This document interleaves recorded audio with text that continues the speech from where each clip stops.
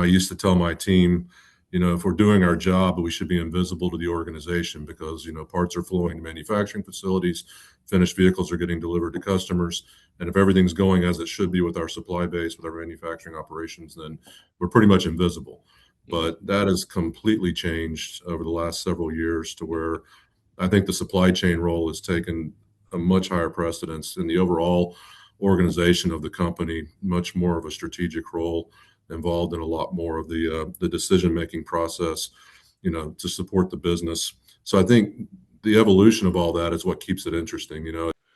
AI, my perspective is it's another tool, right? So as it's been evolving, yes, we've been implementing it in several areas of the business. From an upstream standpoint, I talked about demand. We call it demand and supply integration, which is basically S&OP types of activities where you can utilize AI for a lot of that scenario planning and decision proposal types of options. And then it kind of, from that upstream phase, evolving more into everything from, how do we plan our optimized logistics operations for a future model?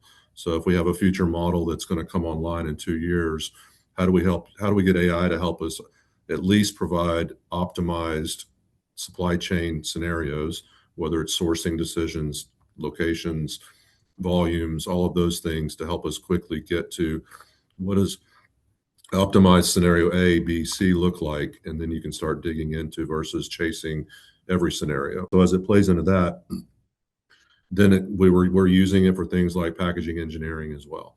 So as you start optimizing and understanding what that supply chain is going to look like, well, then you've got a packaging engineering question. How can you use AI to help you much faster design, what those true packaging that's the designs should look like?